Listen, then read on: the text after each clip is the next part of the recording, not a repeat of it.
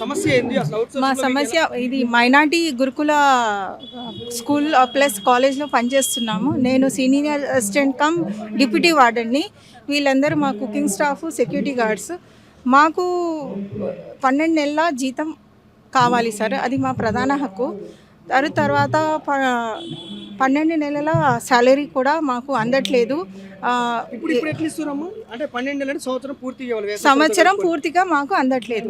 ఇక స్కూల్ ఉన్నంత వరకు మాకు జీతాలు అందుతున్నాయి. స్కూల్ స్టాప్ కాగానే పిల్లలు ఎలా వెళ్తారో ఆ తర్వాత మమ్మల్ని ఆపేస్తున్నారు. ఆ 2 నెలలు మేము రోడ్డున పడాలి. ఎట్లా అంటే ఒక లేబర్ లాగా పని చేసుకొని తర్వాత మేము మాకు పని ఉన్నప్పుడు రండి, తర్వాత మీరు వెళ్ళిపోయిన అన్నట్టుగా ఆ మాట జరుగుతుంది. అది కాకుండా మాకు 12 నెలల జీతము అది టైంకి వస్తుంది మాకు, కానీ మాకు సమాన పనికి సమాన వేతనం కూడా కావాలి మాకు.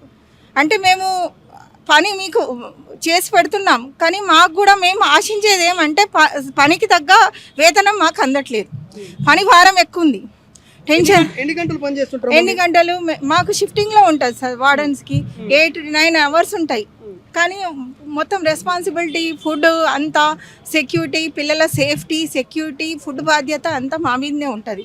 అంటే ఒక మదర్ కమ్ పేరెంట్, ప్రోటో పేరెంట్గా మేము వర్క్ చేస్తున్నాం అక్కడ. అంటే అంత బాధ్యత మా మీదనే ఎక్కువ ఉంటుంది. మళ్ళీ మా సొసైటీది మొత్తం దృష్టి మొత్తం వార్డెన్ల మీదనే ఉంటుంది, సెక్యూరిటీ గార్డుల మీద ఉంటుంది, పిల్లల బాధ్యత మా మీదనే ఉంటుంది. కాబట్టి మాకు పని భారం ఎక్కువ ఉంది. దాని ప్రకారంగా మాకు వేతనం కావాలి. మళ్ళీ 12 నెలల జీతం కావాలి. మాకు కార్పొరేషన్ వ్యవస్థను ఏర్పాటు చేయాలి. ప్రభుత్వానికి అడిగేది ఏమిటి, కార్పొరేషన్ వ్యవస్థను ఏర్పాటు చేసి మాకు కూడా ఒక మేము బాధ్యతగా పనిచేస్తున్నాం. దానికి మేము ఆశించేది ఏంటంటే ప్రభుత్వం తరఫున కూడా మాకు ఒక భరోసా కావాలి అని మేము ఆశిస్తున్నాం.